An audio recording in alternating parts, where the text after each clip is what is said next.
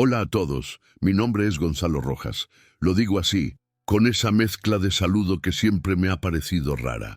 Mitad portugués, mitad español, porque así fue la primera vez que lo pronuncié en voz alta aquella noche. Y porque quiero que quede claro quién habla. Un hombre que alguna vez creyó en los hechos y en las razones, y que después aprendió a escuchar algo fuera de todo eso. Soy detective retirado, de los que llevan en la espalda cicatrices de calles y nombres que el tiempo no borra. Esta historia comienza, sin embargo, con un timbrazo antiguo. Mi teléfono viejo no debería haber funcionado. Era un modelo grande, con teclas que crujían.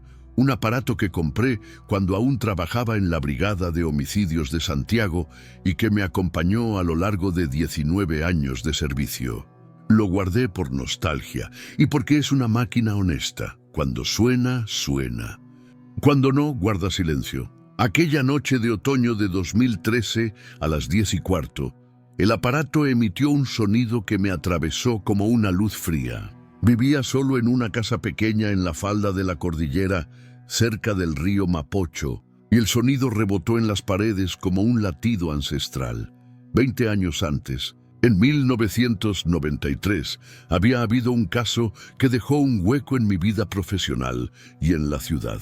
Una joven llamada Isabel Contreras había desaparecido en la zona sur de la capital, un barrio que entonces tenía fama de callejones largos y patios con secretos. Isabel tenía 24 años, trabajaba en una librería de la calle San Antonio y ayudaba a su madre a cuidar del hermano menor. Su expediente quedó abierto en mi mesa por semanas, después por meses, hasta convertirse en un expediente que nadie tocaba con ganas, sin cuerpo, sin sospechosos claros, con testigos que se confundían entre el miedo y la negligencia.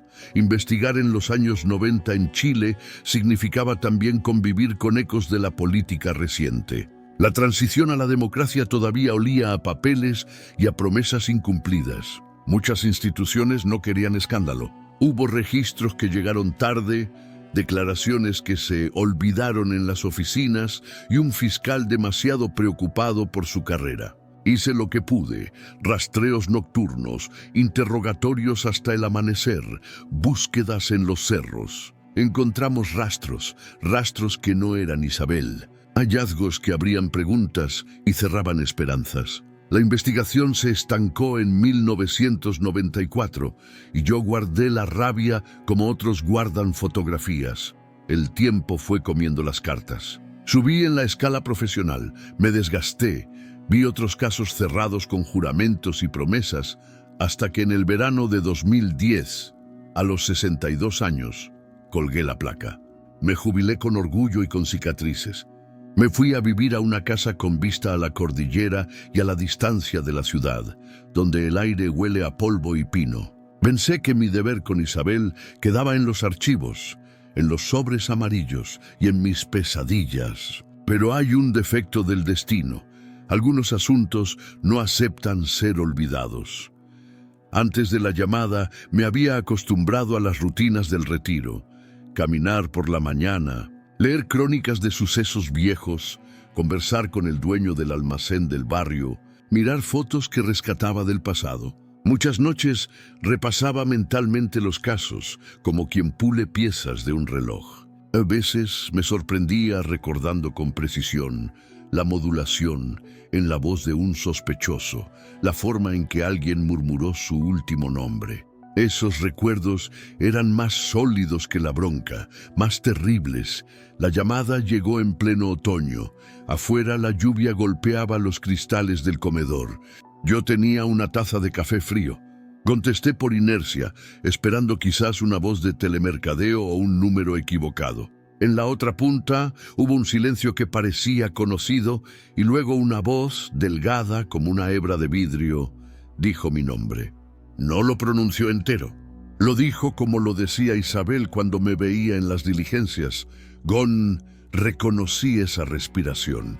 He oído cientos, tal vez miles de voces, pero hay una que se queda en la carne, la de las víctimas. Esa noche, En el sonido estaba toda la juventud que había desaparecido en 1993. La voz habló con acento del sur de Santiago, con la cadencia de alguien que había recontado su vida muchas veces en su cabeza antes de dormir. Dijo mi nombre y luego, con lentitud, comenzó a recitar algo que parecía una dirección. Debajo de la higuera, junto al muro húmedo donde el agua se esconde. Supe al instante que era Isabel. Me quedé paralizado. El teléfono en mi mano era un pedazo de historia que no debería transmitir milagros. Pensé en la posibilidad lógica, alguien recordando algo, un broma. Pero la voz dijo el apellido de la madre de Isabel, dijo el apodo que solo 2 personas sabían y narró con exactitud un recuerdo de la primera vez que nos cruzamos en la librería, un detalle que no había dejado en expediente. Mi corazón se apretó. Sentí que el mundo se inclinaba y dejaba al descubierto algo oculto. Antes de que pudiera preguntar más, la línea se cortó. En el silencio que quedó, escuché en mi cabeza la frase completa, como si una escena hubiera quedado proyectada detrás de los párpados. Higuera, muro húmedo, agua escondida. Tomé abrigo, la linterna antigua, las llaves del coche.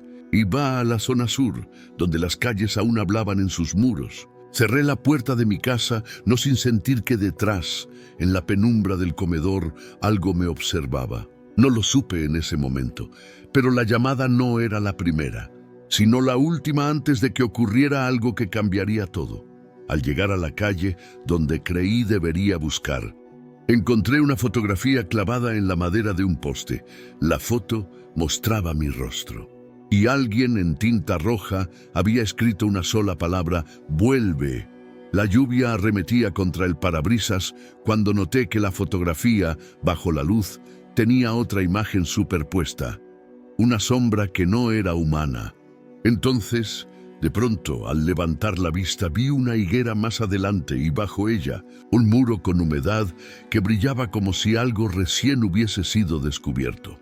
He aprendido que las calles guardan una memoria distinta a la de los archivos. En la escena que seguía aquella noche, la higuera estaba allí, robusta, con raíces que buscaban la tierra como manos. El muro cercano, de ladrillo viejo, estaba perlado de humedad y musgo. Caminé en silencio, la linterna temblando en mi mano porque la ciudad parecía contener la respiración. A mi lado, un perro del vecindario me observó y aulló una baja nota que me recorrió la espalda. Cavé instintivamente junto a la higuera, con las manos usadas por los años, y noté algo. La tierra estaba suelta, como si alguien hubiese removido un hueco reciente. No usé pala. Mis dedos hallaron una tela. Era una prenda pequeña, un pañuelo con flores, la clase de cosa que en 1993 habría sido importante para una mujer joven. Tenía restos de tierra y algo que me heló, un olor persistente, indefinible, mezcla de agua estancada y polvo antiguo. Llamé a una antigua colega, Clara Muñoz, perito que aún trabajaba en la policía de investigaciones. Le conté por alto, con la voz que uno usa cuando no quiere alarmar. Clara llegó con guantes y paciencia. Juntos tomamos fotos. Sellamos la escena fría con la formalidad de quien sabe que los procedimientos, documentos válidos. Gonzalo, dijo ella en voz baja, no es usual recibir denuncias 20 años después por una pista de este tipo. Y yo pensé en la voz, en cómo había dicho higuera, no árbol ni parque. Había precisión. Los movimientos siguientes parecían salir de un guión que conocía demasiado bien. Análisis de la tela, cotejo de ADN, revisión de denuncias antiguas. La tecnología había avanzado desde 1993. En el laboratorio, Clara me mostró resultados que en años anteriores habrían sido imposibles. Pero el ADN devolvió una frustración nueva. No había coincidencia total con el ADN de Isabel porque no teníamos muestra comparativa. Su madre se había negado a someterse a análisis por miedo a revivir el dolor. Los papeles eran imperfectos, como las historias de las que la ciudad se alimenta. Mientras tanto, la noticia de mi trabajo clandestino comenzó a filtrarse. Vecinos curiosos se asomaron a la higuera. Periodistas de sucesos llamaron a la estación y un joven reportero del diario local intentó conectarme con la familia de Isabel. Me resistí. La familia vivía en la comuna de Puente Alto y yo no quería revivir el fuego viejo sin pruebas. Sin embargo, la familia llegó a la escena por su propia cuenta. La madre de Isabel, doña Marta, apareció con la mirada de quien ha esperado por años una puerta que se abra. Doña Marta tenía la edad de las madres que han sobrevivido a demasiadas noticias malas. Ojos cansados, manos que tiemblan al sostener fotografías. Cuando le mostré el pañuelo, ella cerró los ojos y dejó escapar un llanto cortado. «Ese pañuelo era de ella», dijo con la voz de quien sangra por dentro. Fue un momento en que la ciudad pareció ceder. El pasado se volvió presente con un olor a humedad y a viejo papel. Hablamos, lloramos, y doña Marta relató cosas que el expediente no contenía, pequeñas manías de Isabel, nombres de amigos que ya no vivían en la ciudad, la obsesión de su hija por los libros raros y las bibliotecas antiguas. Entre los recuerdos, alguien mencionó un nombre que yo había escuchado en 1993, Héctor El Tano, un hombre que había sido visto en los alrededores de la librería. En esa época, Héctor tenía fama de beber demasiado y de meterse en peleas, pero la evidencia concreta nunca apareció. Intenté ubicarlo, pero los registros decían que había muerto años antes en un accidente, según el certificado, en 1998. ¿Certificados? Los certificados pueden ser cómodos con la verdad. Hurgando en los archivos, encontré una anotación que no había visto antes, una nota manuscrita en la carpeta de Isabel que decía «no hablar con el muro». Era una frase sin explicación que me devolvió a la noche de la higuera. Empecé a pensar que alguien o algo había querido que yo encontrara lo que hallé. No era solo la voz, era una guía. Pero ¿quién guiaba? ¿Por qué la voz había esperado 20 años? ¿Y por qué ahora? Entonces, en el laboratorio, un hallazgo pequeño cambió todo. Bajo el pañuelo había un fragmento de cerámica con un dibujo pintado en azul. Un fragmento de taza que pertenecía a una marca de cerámica que se distribuía en ciertos mercados, incluyendo uno que existía en el barrio de La Victoria en los años 90. La marca llevaba el logo de una pequeña aldea al sur de Chile, y en la época en que Isabel desapareció, esa taza estaba de moda en cafeterías bohemias. La pieza nos dio una pista más concreta. Quizás el cuerpo no estaba tan lejos. Quizás alguien quiso dejar una señal. Esa noche volví a mi casa con la sensación de que alguien había estado moviendo las piezas de un tablero que yo creía cerrado. Me senté frente al teléfono antiguo, con la linterna al lado, y marqué el número de la librería donde Isabel trabajó. La contestación fue mecánica. Una voz dijo que no quedaba casi nada de la librería, que el local había sido convertido en otra tienda. Cuando colgué, el móvil vibró. Un mensaje anónimo con una sola palabra, escrita en mayúsculas y con una falta de ortografía que no coincidía con la voz que recordaba. Encuentra. Fue una orden, fue una promesa. Y en el fondo de mi bolsillo, el teléfono antiguo volvió a vibrar, como si la higuera llamara otra vez. La luz de la linterna dibujó en la pared la sombra de mi mano y, por un instante, mi sombra se movió sin que yo lo hiciera. Al girarme, el teléfono sonó. Tomé el auricular. Una voz, más débil pero clara, susurró: «No busques en el sur, busca donde la ciudad se olvida de la lluvia». Antes de que pudiera preguntar, la línea se cortó y un latigazo de frío recorrió mi nuca. La frase «donde la ciudad se olvida de la lluvia» me pesó como un enigma. Pensé en los sectores secos de Santiago, en los patios interiores que nunca veían el cielo, en las bodegas que el agua evita. Comencé a caminar por los pasajes secundarios del centro, por esos patios que miran a un cielo minúsculo y donde se guarda el polvo de décadas. Era el tipo de lugar que guarda secretos sin hablar. El agua no llega, pero las palabras sí. Recorrí galerías antiguas, talleres y corroídos patios interiores en busca de muros húmedos o higuera que oliera a tierra revuelta. Nada parecía encajar hasta que llegué a una esquina de la población La Legua, un lugar donde la humedad se pierde porque las casas se amontonan y el sol no penetra. Allí, en un patio comunal, hallé una cisterna antigua, de esas que la gente ya no usa. El ladrillo estaba seco, pero debajo, una puerta metálica pequeña tenía restos de pintura azul, la misma tonalidad que había en el fragmento de cerámica. Abrí la puerta con la ayuda de un vecino, un hombre llamado Ricardo, que recordaba haber visto en 1993 a una mujer joven con una bolsa de libros que parecía buscar refugio. La relación era tenue, pero suficiente para encender la llama de la esperanza. Dentro de la cisterna hallamos cuerdas, nudos mal hechos y un rastro que se hundía en la oscuridad hacia una especie de alcantarilla olvidada. La ciudad, cuando se olvida de la lluvia, guarda túneles que solo conocen las ratas y la memoria. Armados con linternas y guantes, nos introdujimos en la oscuridad húmeda. El olor a agua estancada nos golpeó de inmediato.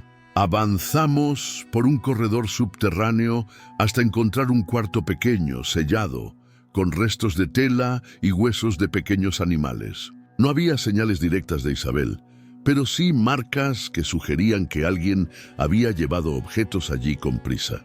Imágenes de mi pasado se mezclaron con el presente. La búsqueda de 1993 se parecía ahora a una excavación arqueológica, donde cada hallazgo pedía ser leídos con cuidado. De regreso a la superficie, nos esperaba la policía comunitaria. La intervención formal comenzó: declaración, cierre del lugar, advertencias. La prensa estuvo allí, y por primera vez desde que me retiré, sentí el peso de estar de nuevo bajo los focos. El joven reportero que me había contactado mostró una foto de su archivo, una imagen borrosa de 1993 donde, al fondo, se ve a una mujer con un pañuelo floreado, muy parecida a la descripción de Isabel, caminar cerca de la calle de la cisterna. La vida a veces vuelve en estampas. Clara vino con resultados preliminares. El fragmento de cerámica tenía rastros de barro que coincidían con el barro de la cisterna, lo que ligaba a ambos hallazgos. Era cada vez más evidente que alguien había querido que yo siguiera una serie de pistas. Pero ahí surgió un problema mayor. En los archivos encontramos que, en los registros de esa época, hubo una denuncia de violencia doméstica relacionada con un taller cercano y el denunciante había pedido anonimato. Alguien había protegido a un vecino con muchas manos involucradas, policías distraídos, funcionarios que cambiaron declaraciones y una red de complicidades que en 1993 se disfrazó de rutina. Buscando nombres, di con una libreta pequeña en la que Isabel anotaba direcciones de clientes que compraban libros raros. Uno de esos apellidos era Pizarro. En la investigación original, Pizarro había sido entrevistado y descartado por falta de pruebas, pero en esa libreta había una nota: Pizarro, casa junto al cerro, no mirar. Esos no mirar de los diarios personales son puertas que, al abrirlas, soplan polvo sobre la verdad. Intenté rastrear a Pizarro. Vivía, según registros antiguos, en un lote junto al Cerro Santa Lucía. Fui hasta allí y el lugar había cambiado. Edificios modernos taparon viejos patios. Pregunté a una vecina mayor que al principio negó saber nada y luego, con voz quebrada, me contó que en 1994 hubo un incendio en una bodega donde trabajaba un grupo de obreros que desaparecieron de la vista pública. Cosas que pasan, dijo la mujer, cuando nadie se fija. Su relato, sin querer, aludía a la costumbre de enterrar asuntos bajo el cemento del progreso.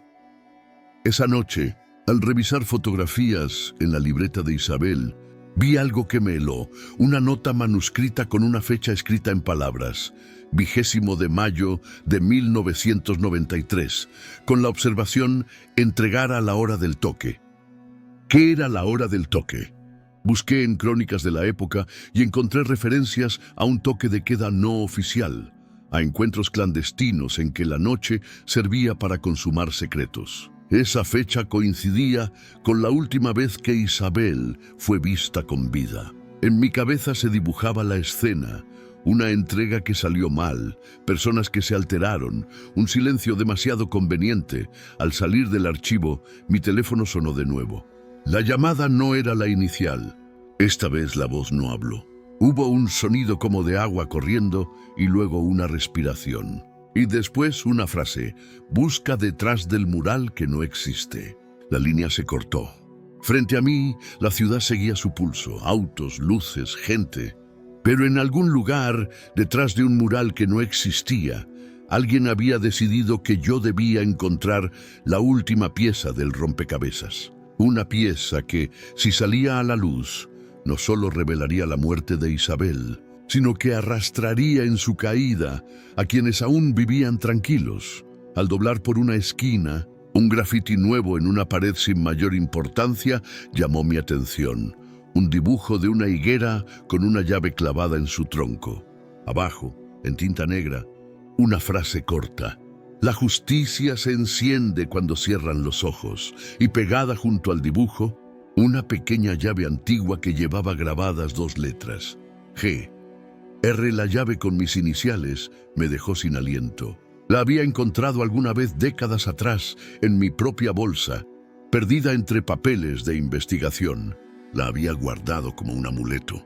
Verla colgando del grafiti fue como encontrar un espejo donde no esperaba. Pensé en los pocos que conocían esa llave.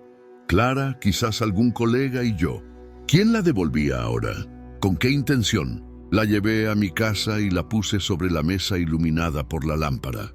Las letras GR parecían talladas por alguien que conocía los recovecos de mi vida. Llamé a Clara. ¿Tú la reconoces? Ella dudó y respondió que no se atrevía a especular. Pero su tono cambió cuando le describí el grafiti de la higuera. Gonzalo, dijo, hay alguien que está jugando un juego que toma vidas por piezas. No era paranoia, era un diagnóstico. Fui a la brigada y pedí acceso a un antiguo expediente sobre un tal Héctor Pizarro y a otros que, en 1993, habían sido mencionados sin arresto.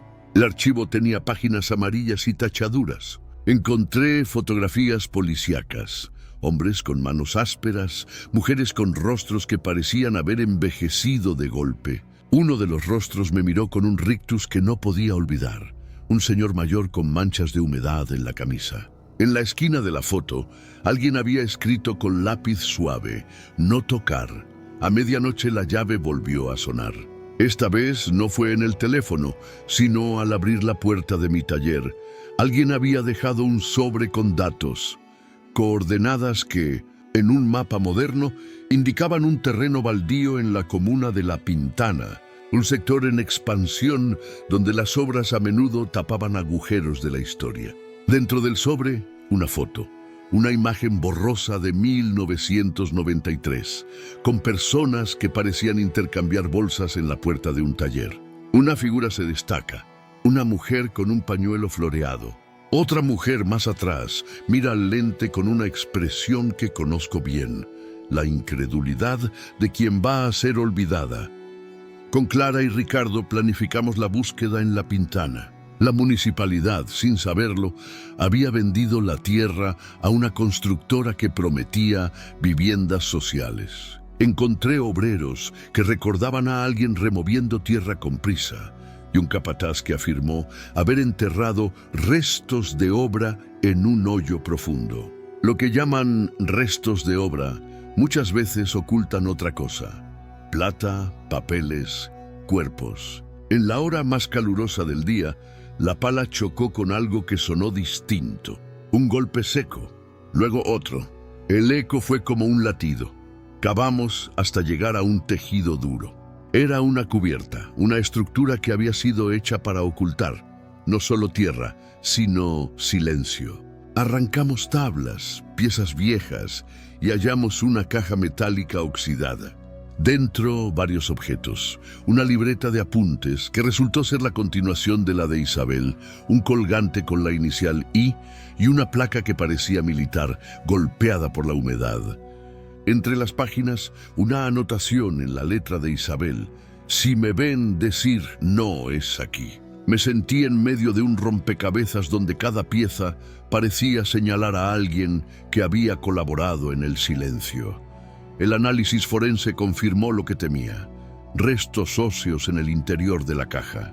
No era mucho, pero suficiente para que el laboratorio pidiera muestras para comparación de ADN. La posibilidad de que fueran de Isabel volvió a encender todo. La prensa lo supo. Detective halló restos en obra social. Titularon con la voracidad que tienen las noticias que mezclan redención y escándalo. De pronto, la ciudad que había mirado hacia otro lado en 1993 comenzó a observar. En paralelo, descubrimos que la constructora había tenido como gerente a un hombre llamado Ramón Pizarro, hermano de Héctor Pizarro, según documentos de la época. Los nombres encajaban con la libreta y con testimonios difusos. Parecía que el hilo que partió en la higuera estaba tejido por una familia que se movía entre el ruido y la sombra. Fui a ver a Ramón y me recibió con cortesía y un café de aparente tranquilidad. Su casa tenía cuadros con paisajes del sur y un perro que movía la cola. Ramón negó todo: conocimiento, responsabilidad, vínculo con la caja. No todo en la investigación fue humano. Hubo momentos en que lo sobrenatural se coló sin permiso. Documentos que se movían de sitio, notas que aparecían en mi bolsillo sin que yo las hubiera tomado, y llamadas que llegaban de números que no existían. Me resistí a esa línea por dignidad profesional, pero había una verdad persistente: alguien o algo me estaba guiando. En los años de mi carrera aprendí a distinguir entre casualidad y diseño. Aquí había un diseño que no obedecía solo a manos humanas. La noche en que la policía trasladó la caja al laboratorio, recibí una llamada. La voz dijo: esta vez será distinto. Un fragmento de risa y luego: mañana a la 1, en la estación del metro que ya no existe, habrá un encuentro. La estación mencionada era una vieja parada clausurada en los 90, cerrada por reformas eternas. Era una invitación y una amenaza. Decidí ir. Al llegar, la estación estaba vacía y en el último andén, donde el tren ya no pasaba, había un banco con una manta doblada y sobre ella una fotografía reciente, la de doña Marta, pero tachada con tinta roja. Al pie de la foto, una nueva palabra escrita en mayúsculas: culpables. Que Héctor Pizarro firmara una carta era como escuchar el timbre de una casa que llamamos por error. La firma podía ser de alguien más. Las firmas se falsifican. Sin embargo, la caligrafía tenía giros que reconocía: la inclinación, la forma compacta de la R, la manera en que la letra bajaba en las terminaciones. Había algo en esa mano que me dolió porque me devolvía a 1993, a interrogatorios que habían quedado sin resolución. Decidí seguir al hombre de la estación. Los rastros eran pobres: olor a tabaco barato, huellas en el polvo de la vía, un rastro de sangre seca en el borde de la manta. Pregunté a los vendedores de la zona y me dijeron que un hombre delgado y alto merodeaba por allí desde hace semanas, como un espectro que no buscaba nada sino la contemplación. A veces la gente mira a los muertos para no ver a los vivos. Mientras tanto, los resultados preliminares de ADN arrojaron una mezcla: restos compatibles con un perfil femenino y coincidencias parciales con familiares de Isabel. Aunque la comparación final tomaría tiempo, la burocracia forense tiene la paciencia de un juez ciego. Consigo, cada día era una espera que dolía. Me refugié en los expedientes, en la letra de Isabel, en sus palabras, y encontré una página doblada donde ella había escrito: si alguna vez me buscan por la higuera, sigan hasta el mural de los nombres. Esa frase era nueva. El mural de los nombres me llevó hasta un barrio. Un muro pintado por los jóvenes en memoria de víctimas olvidadas, una lista con nombres que la ciudad había relegado a la pintura. Era una obra de 2005, hecha por estudiantes que buscaban justicia simbólica. Allí, bajo la pintura, alguien había pintado un número, una fecha escrita con palabras 24 de noviembre de 1993 y un símbolo, un círculo con una cruz. Esa fecha coincidía con una desaparición menor que se había inscrito en los papeles de ese año sin darle peso. La idea de que había más víctimas me golpeó con fuerza. Isabel no era un caso aislado, era parte de una red de ausencias. Cada nombre del mural, cada nota en la libreta, cada testimonio evocaba un patrón. Entregas nocturnas, operativos no oficiales, hombres que aparecían y desaparecían. La ciudad tenía un modo de devorar a los marginales y conservar los nombres de sus comedores principales. Una pista inesperada vino de un antiguo informante mío, Sergio, que ahora vendía cafés en una esquina. Sergio había sido un joven problemático en 1989 y algo cambió en su vida tras pasar por la cárcel.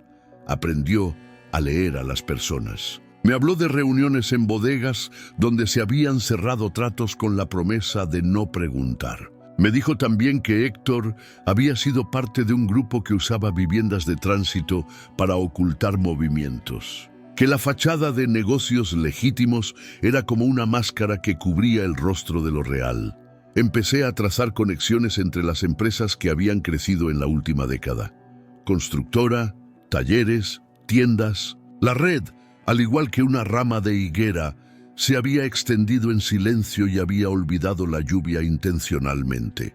Encontré facturas, firmas, contratos amañados que llevaban a nombres que hoy ocupaban cargos de respetabilidad. La sensación de que la ciudad había cambiado de piel no era consuelo, era evidencia de complicidad. Esa noche, la casa de doña Marta fue objeto de un hecho que me revolvió. Alguien reventó el buzón y dejó dentro un cassette de audio antiguo. Era, según la etiqueta, para Gonzalo. Reuní a la familia en la cocina y puse el cassette en un viejo reproductor que aún guardaban. La voz que emergió era de una mujer, pero no exactamente la de Isabel, era más débil, como si hubiera sido grabada en secreto. El mensaje decía: si escuchas esto, no mires atrás. Hay lugares que las leyes no alcanzan. Luego se rompió en un silencio lleno.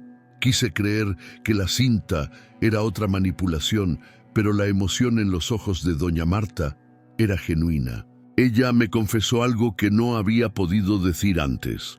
Antes de desaparecer, Isabel me habló de un hombre con sonrisa ancha que le prometió trabajo. Se lo llevó con una lista de libros bajo el brazo. Nunca pensé que... Sus palabras no terminaron, porque la memoria a veces se niega a seguir el hilo.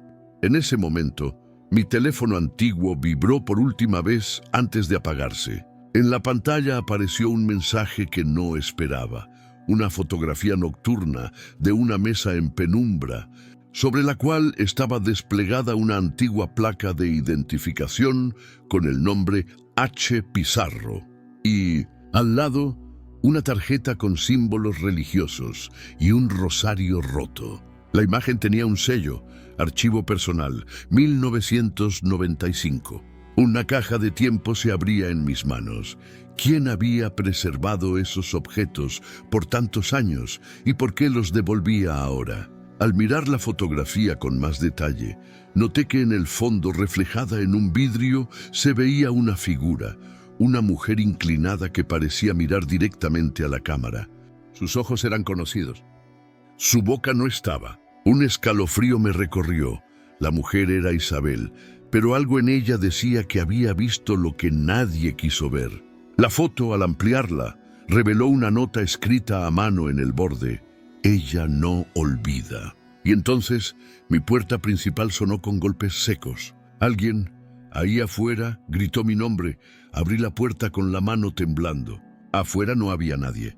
En el piso, una hoja doblada que no estaba antes, un trozo de papel cuadriculado con letras grandes y una frase que parecía escrita con urgencia. Ve a la antigua comisaría del Cerro. Allí hay llaves. No era una dirección exacta, era una orden implícita. La antigua comisaría del Cerro había cerrado hacía años. Se convirtió en bodega, luego en centro comunitario y finalmente en un lugar que la ciudad decidió olvidar. Entré en la comisaría con la sensación de invadir un santuario. Había archivos apilados, cajas con nombres que olían a polvo y a tiempo. Busqué en los cajones antiguos y encontré una caja pequeña con cerradura. La abrí con la llave que había colgado sobre mi mesa. Dentro había fotografías, recortes y, lo más importante, una lista de nombres y fechas. Fechas escritas con palabras, 25 de julio de 1993, que coincidían con movimientos en la ciudad. Era un cuaderno de seguimiento, y alguien lo había mantenido como memoria clandestina. Entre los papeles había una carta dirigida a mí, fechada en 1995. Al leerla, sentí como si mi pasado me mirara desde su interior. La carta decía: Gonzalo, si alguna vez vuelves por esto, no confíes en los que te sonríen. El mundo no quiere ser despertado. Firmada con las iniciales IC, Isabel Contreras. ¿Quién la escribió? ¿Podía Isabel haber dejado una carta en un lugar así? Las respuestas eran un nudo. Mientras tanto, el peritaje forense arrojó la confirmación que todos temíamos y esperábamos. El ADN de los restos coincidía con el de Isabel. La noticia llegó como una explosión fría, esperanza y tragedia envueltas en la misma palabra. Doña Marta lloró sin consuelo. La ciudad, que durante décadas se había negado a nombrarla, ahora tenía que enfrentarse a la verdad. Los nombres que habían estado protegidos por el silencio comenzaron a moverse en la prensa.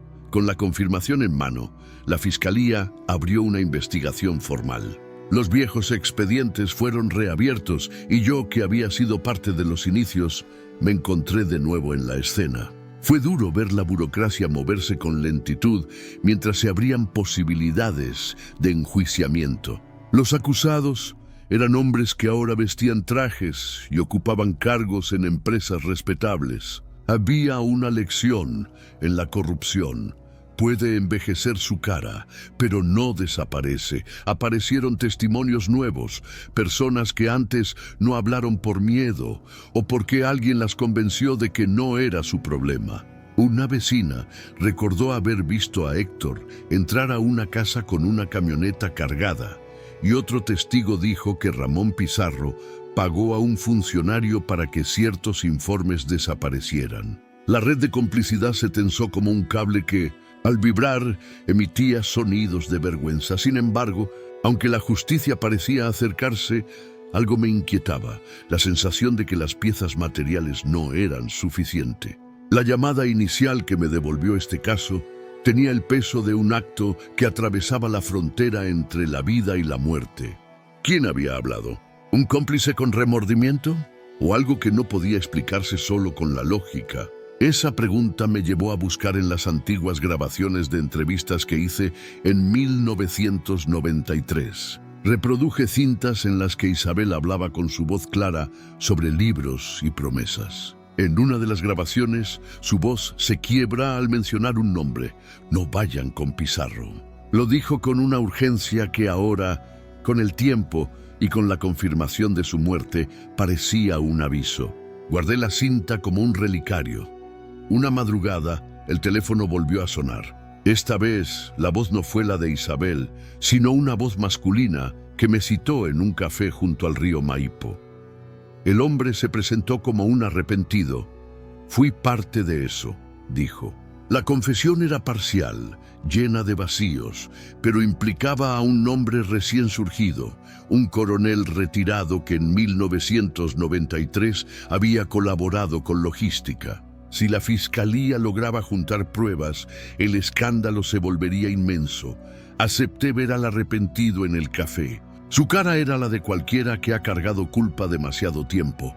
Párpados caídos, manos con cortes de trabajo, mirada que evita el espejo. Me entregó una cajita con objetos, una pequeña cruz, un fragmento de tela y una llave diferente.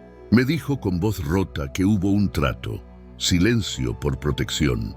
Luego me miró y añadió algo que me heló el alma. No fue solo Pizarro, no fue solo el Tano. Ellos obedecían órdenes de alguien que aún tiene poder. Y esa persona no quiere que la justicia llegue del todo. Antes de que pudiera preguntar, el hombre se elevó y se fue sin pagar. La frase, "no me dejen sola ahora", me traspasó como un mandato. No era un pedido de consuelo, era una exigencia de justicia. Organizar testigos, pruebas y presiones a la fiscalía se convirtió en una misión. Las ruedas del caso giraron con lentitud.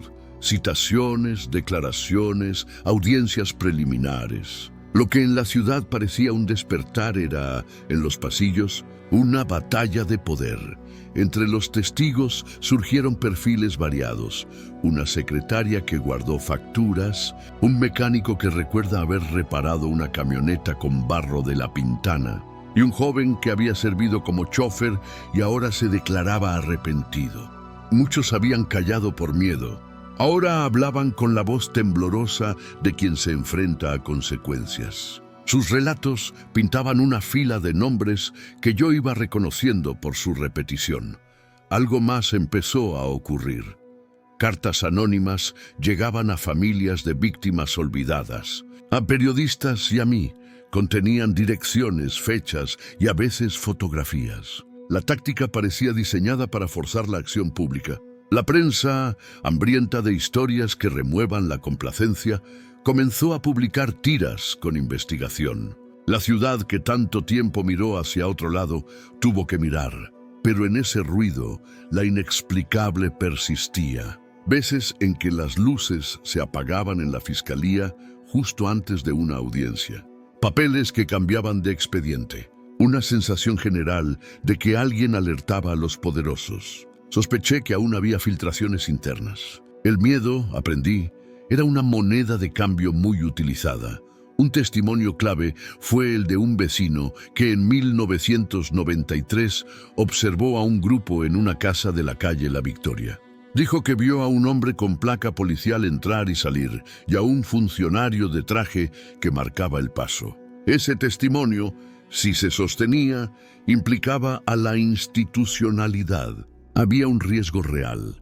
El caso podía hundir reputaciones y carreras. Una noche, encontré en mi taller una fotografía reciente, un retrato de familia donde, entre sonrisas, aparecen hombres y mujeres que habían sido mencionados en los testimonios. Era una imagen de fraternidad y al pie, escrito en tinta, "Ellos viven tranquilos". Alguien intentaba provocarme. Sabía que si reaccionaba de forma precipitada, podía perder el control del proceso. La fiscalía, presionada, hizo un movimiento arriesgado. Solicitó órdenes de allanamiento para una casa vinculada a Ramón Pizarro. Lo que hallaron fue una colección de objetos que hablaban de secreto. Cajas con nombres falsos, documentos con fechas cambiadas, fotografías de reuniones. La evidencia digital, sin embargo, era difícil de enterrar. El equipo forense logró rescatar archivos que mostraban transferencias de dinero en los días siguientes a la desaparición de Isabel. Pero entonces ocurrió algo que me devolvió al miedo puro.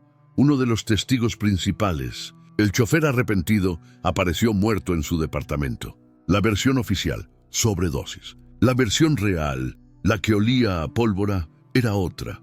Manos que no querían explicaciones, una sombra que apaga la voz. Lo enterramos en silencio.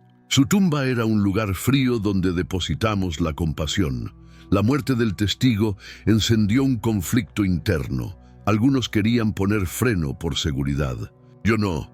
Cada vez que se pretendía retroceder, la voz que escuché aquella primera noche parecía gritarme desde el teléfono antiguo. No era solo Isabel, era el coro de los que habían sido callados. Reuní a Clara y a doña Marta. No podemos ceder, dije. Si ellos callan, nosotros hablaremos más alto. Doña Marta, entre sollozos, sostuvo mi mano y dijo: "Tú eres la única que aún escucha". Mientras la fiscalía planeaba nuevas medidas de protección para testigos, recibí una caja sin remitente. Dentro había un libro viejo, La Memoria del Río, una antología de relatos sobre Santiago en las décadas pasadas. En la primera página, una dedicatoria en letra femenina. A Gonzalo, para que no deje de mirar. Al abrir el libro, un recorte de periódico cayó. Una nota de 1994 donde se informaba de un incendio en una bodega y la misteriosa desaparición de documentos. Al reverso del recorte la frase, «Si la verdad arde, que arda». Lo que no supe entonces fue que esa caja marcaba el inicio de una cadena de revelaciones que pondría en jaque a más de uno. La ciudad estaba lista para hablar o para silenciar la voz que la empujaba. Esa madrugada, el teléfono antiguo sonó por última vez con una voz que no reconocí. Era grave, grave como las campanas de una iglesia. Dijo, «Mañana en el cementerio antiguo alguien pondrá nombres a los huesos». Luego la línea se cortó y al instante de la calle llegó un golpe seco, un auto que arrancó a toda prisa. Al mirar por la ventana, vi que alguien había dejado, sobre el muro del patio, una placa con las palabras grabadas, «La verdad no duerme», y debajo en letra pequeña, la fecha de mi nacimiento. El cementerio antiguo es un territorio donde las palabras se vuelven pequeñas y las lápidas devoran el ruido. Llegué al amanecer con una sensación de que sería un día en el que la tierra hablaría. Había ya periodistas, curiosos y un grupo reducido de familias que esperaban algo parecido a un rito. En el centro, una lona cubría una pequeña pila de tierra. La fiscalía había permitido una identificación simbólica. Abrirían un pequeño sepulcro y mostrarían restos a la familia para confirmar. Cuando destaparon la tierra, no hubo gritos. Hubo un silencio que llenó todo. Un laboratorio móvil desplegó su equipo y procedió a los análisis. Los huesos estaban allí, con restos de tela y otro fragmento de cerámica azul. Doña Marta se acercó con las manos cubiertas y murmuró el nombre de su hija. La prensa lo registró como la escena de una victoria. Años de espera culminaban en una evidencia tangible. Pero yo, que había visto el horror de cerca, noté que algo no cerraba. La posición del esqueleto, el modo en que los objetos estaban dispuestos, todo parecía puesto con cuidado. En la ceremonia improvisada, una mujer anónima se acercó y me entregó una carta. «Esto lo dejó para usted», dijo, y desapareció entre el gentío. La carta contenía una confesión parcial, nombres, fechas y la implicación de un inspector que en 1993 había permitido maniobras de encubrimiento. El papel olía a tabaco y a tinta vieja. En la última línea, una frase que me heló: «No te acerques al sótano de la iglesia de la Victoria». ¿Qué se oculta bajo una iglesia en una ciudad que reza mucho y ve poco? La fiscalía, alimentada por pruebas, pidió detenciones. Se hicieron cargos contra varios implicados y las audiencias preliminares empezaron a generar nerviosismo en la ciudad. Los acusados negaron todo con la serenidad de quien tiene recursos. La línea entre la justicia y la impunidad se convirtió en una arena donde se medían estrategias. Yo seguía buscando la verdad completa. No bastaba encontrar el cuerpo. Donde más dolía era en los mandos que ordenaron el silencio.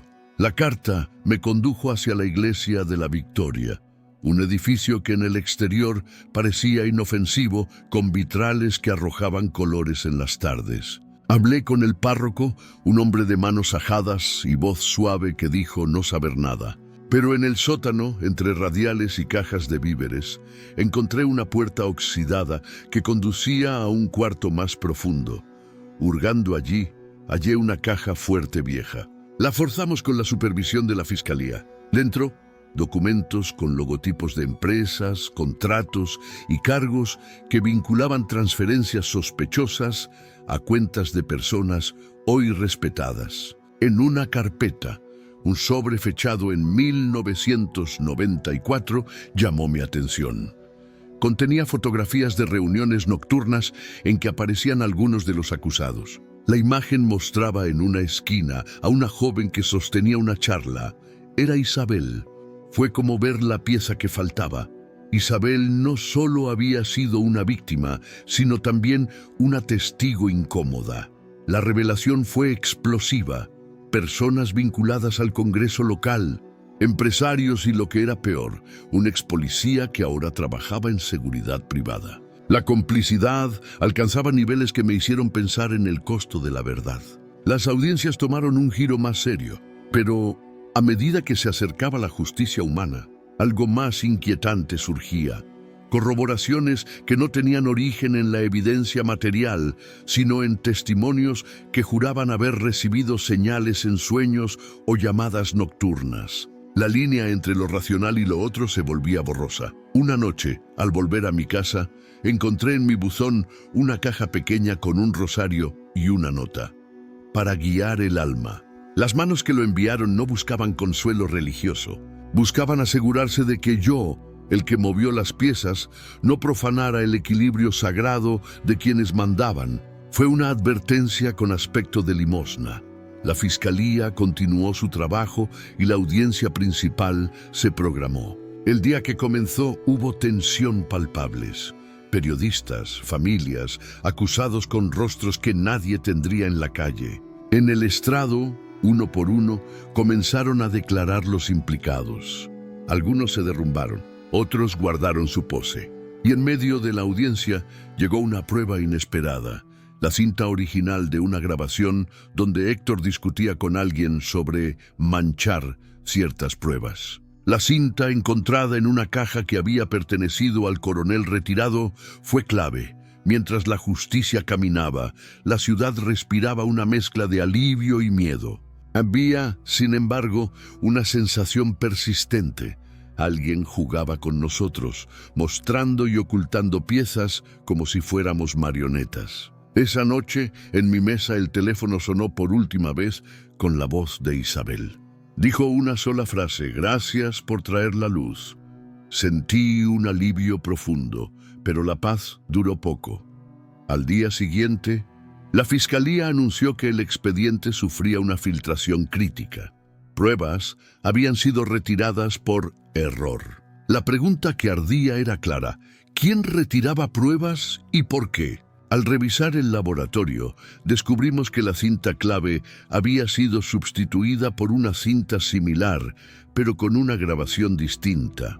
Una voz que decía mi nombre y luego reía. En la cinta, la risa se transformó en un murmullo que dijo: «Aún queda una cosa que no has visto». Abrí la caja fuerte en el sótano de la iglesia buscando lo que faltaba, y allí, en la última carpeta, hallé una fotografía que me dejó sin aliento. Mi propio despacho, en la madrugada de hace 20 años, con una sombra sentada en mi silla. No recordaba haber sido fotografiado. La cámara había estado allí, apuntando hacia mí. Quien la tomó escribió en el margen: «Mirabas hacia otro lado». Ver mi despacho en una foto antigua fue como mirarme desde fuera. Mi propia espalda detenida en un instante en que no me había dado cuenta. La sombra en la silla no tenía forma humana definida. Parecía un hueco oscuro donde la luz se negaba a entrar. En el borde de la imagen, una fecha escrita en palabras: 31 de agosto de 1993. Esa noche yo había estado trabajando hasta tarde, pero no recordaba más que el cansancio. ¿Quién fotografió y por qué? La respuesta inmediata fue la más obvia. Alguien quería que supiera que me vigilaban, pero también había otra lectura más perturbadora. La sombra no solo era vigilancia, sino presencia. Empecé a notar detalles que me devolvían a lo inexplicable. Mis archivos con páginas manchadas en lugares donde nadie había entrado, notas que aparecían con frases que yo no recordaba haber escrito, objetos que cambiaban de sitio. Todo parecía orquestado para empujarme en una dirección. Busqué cámaras antiguas que podrían haber tomado esa foto. En la brigada, un viejo técnico recordó que en 1993 alguien había pedido que se colocara una cámara oculta para vigilar a un sospechoso. La cámara quedó ahí y nadie supo por qué. Al revisar las cintas de ese periodo, encontramos filmaciones borrosas donde en varios momentos se vislumbraba la misma sombra. Era como si la presencia hubiera acompañado el caso desde sus orígenes. Mientras las audiencias avanzaban y uno de los acusados, Ramón Pizarro, admitió parcialmente su participación en operaciones que buscaron silenciar casos para proteger intereses. Admitió haber pagado a ciertos funcionarios para manejar pruebas. La admisión fue un huracán político, pero no fue suficiente para encender las muestras de red completa. Había otros nombres, otros niveles. La aparición de la sombra en la evidencia me empujó a recordar, en 1993, hubo noches en que sentí una presencia en la oficina. No supe distinguir si era temor o intuición. Recuerdo haber encendido la lámpara y volver a encontrar todo en su lugar, excepto un vaso de café que, en la foto, aparecía vacío. El detalle de lo trivial me volvió la garganta áspera. Una pista que surgió de la boca de un testigo fue la de una red de favores.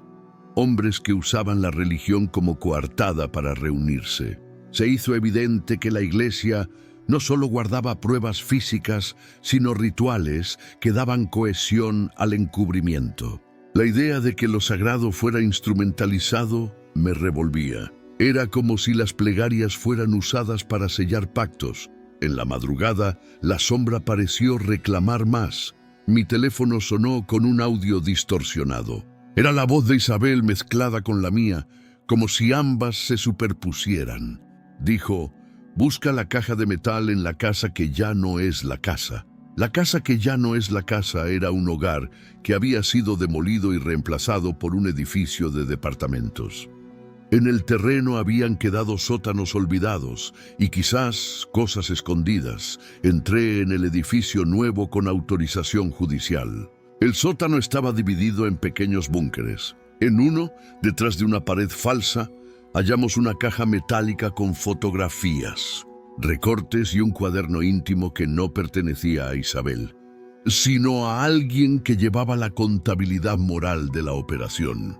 Un secretario que, en 1993, había anotado pagos y nombres. Entre las entradas, una línea: GR mira para otro lado. No fue una acusación directa, fue un reproche. ¿De verdad había yo mirado para otro lado alguna vez? La presión subió en la sala de audiencias. Las pruebas y confesiones pusieron contra las cuerdas a varios implicados. El juez programó lectura de cargos y presentencias. El país observaba con una mezcla de morbo y alivio. Sin embargo, la sombra en la foto seguía allí, y su presencia me inquietaba más que las explicaciones humanas. Era como si algo no quisiera que el proceso llegara al final, la noche anterior a la sentencia. El laboratorio de la Fiscalía sufrió un intento de sabotaje. Alguien entró y tiró líquidos sobre evidencias, buscando degradarlas. Gracias al trabajo del equipo, la mayoría se salvó, pero fue una advertencia. Antes de la audiencia, en el buzón de mi casa encontré un sobre con polvo de tiza blanca y una nota: «La justicia no entra sin pagar». Dentro, otra foto, mi despacho tomada desde otra perspectiva, con la luz de la ventana que dejaba un rectángulo brillante sobre la silla donde la sombra se sentaba. En el margen, escrito con prisa: «La última pieza está bajo el puente de la cordillera». No había más. La audiencia del día siguiente prometía un final humano, pero la sombra tenía planes distintos. En la audiencia, cuando el juez iba a leer la sentencia preliminar, las luces de la sala se apagaron repentinamente. Un apagón total. En la oscuridad se escuchó un leve susurro que parecía venir de todos lados: «No es tiempo aún». Cuando las luces volvieron, la caja con la cinta había sido abierta y la cinta clave, la del diálogo de Héctor, había desaparecido. En el estribo de la caja, escrito con tinta roja, una frase: «Sigue el teléfono». En mi bolsillo, mi teléfono antiguo vibró. En la pantalla, una foto en tiempo real del tribunal. Alguien estaba observando cada movimiento. El robo de la cinta en plena audiencia fue el golpe final a la idea de una justicia limpia. Sabíamos quién lo había hecho de forma parcial. Alguien con acceso y tranquilidad. La fiscalía presentó cargos por sustracción y la policía inició una búsqueda interna. Pero en el fondo, todos sabíamos que remover una cinta no era suficiente para borrar la historia que ya había emergido. La ciudad había despertado de un letargo de décadas. En los días posteriores, la investigación judicial avanzó con prudencia. Hubo detenciones preventivas, algunos acuerdos de colaboración y, sobre todo, una sensación de que la verdad ya no podía volver al silencio. En un país que había vivido transiciones duras, la exposición pública de la corrupción fue un bálsamo agrio para muchos. Pero entre la justicia humana y lo que yo había vivido aquella noche con el teléfono, había otra línea que exigiría cerrar: el misterio de la voz. Decidí enfrentar lo inevitable, volver al lugar donde todo había comenzado, al sofá donde recibí la llamada. Puse el teléfono antiguo en la mesa, encendí una grabadora y esperé. La madrugada era un animal tranquilo. No pasó mucho tiempo antes de que el aparato vibrara.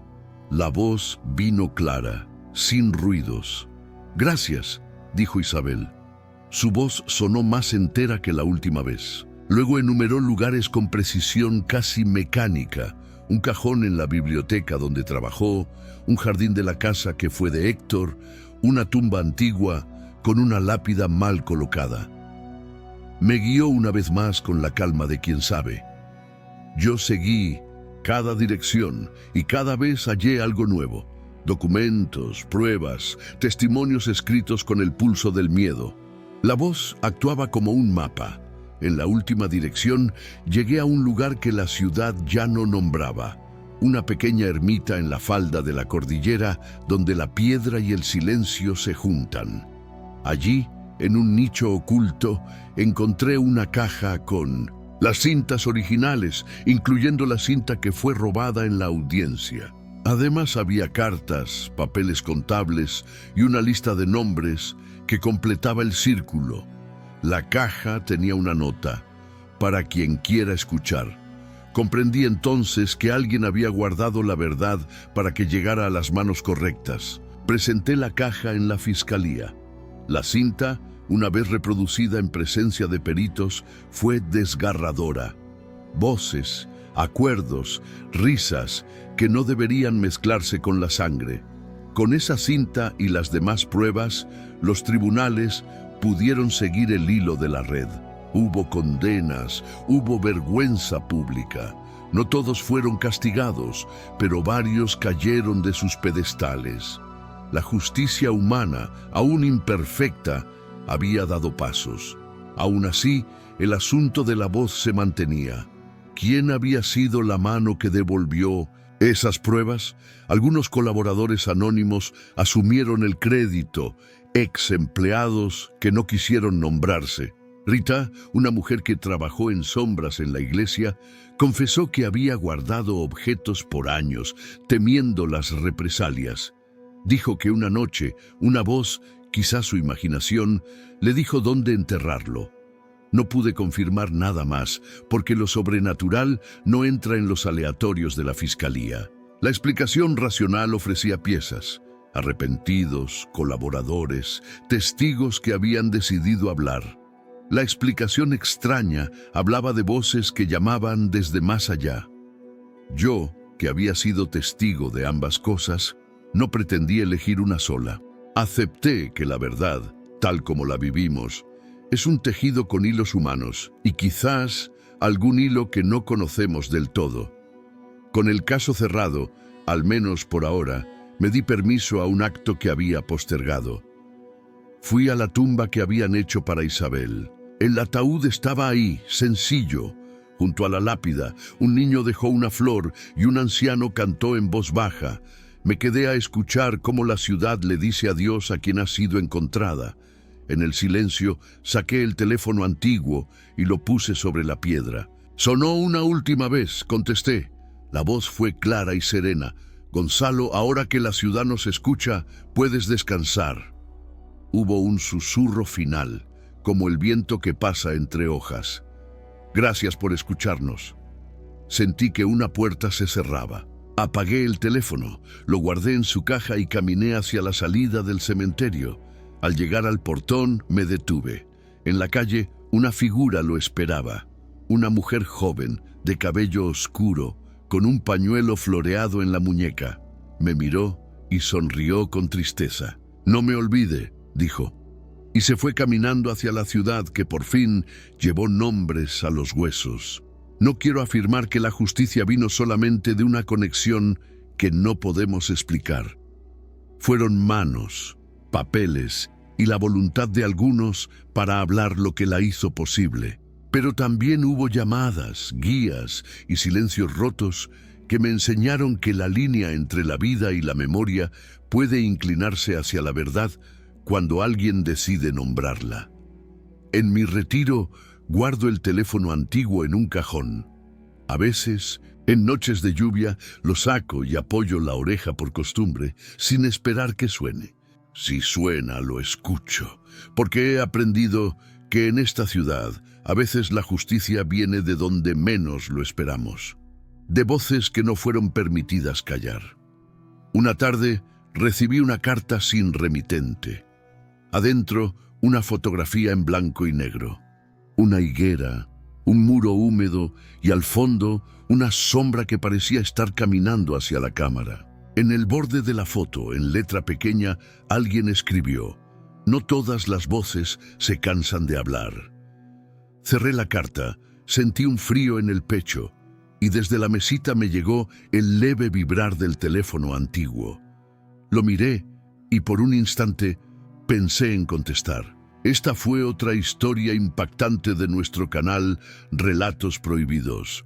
La vida nos enseña que a veces la verdad se esconde en los lugares más oscuros y que incluso el miedo puede revelar una lección. Cada relato que escuchas aquí está inspirado en hechos reales, en experiencias de personas que vivieron lo inexplicable y encontraron fuerza en medio del terror. Si esta historia te estremeció o te hizo reflexionar, cuéntanos en los comentarios. ¿Qué habrías hecho tú en esta situación? Tu opinión nos importa. No olvides suscribirte y activar la campanita para no perderte nuestros próximos videos llenos de misterio, suspense y emociones intensas. Cada semana te esperamos con nuevas historias de secretos, traiciones, desapariciones y verdades que el tiempo intentó ocultar. Comparte este video con alguien que disfrute de los enigmas de la vida. Y recuerda, no todas las puertas deberían abrirse, pero algunas revelan lo que más necesitamos ver. Hasta el próximo video, si te atreves a escucharlo.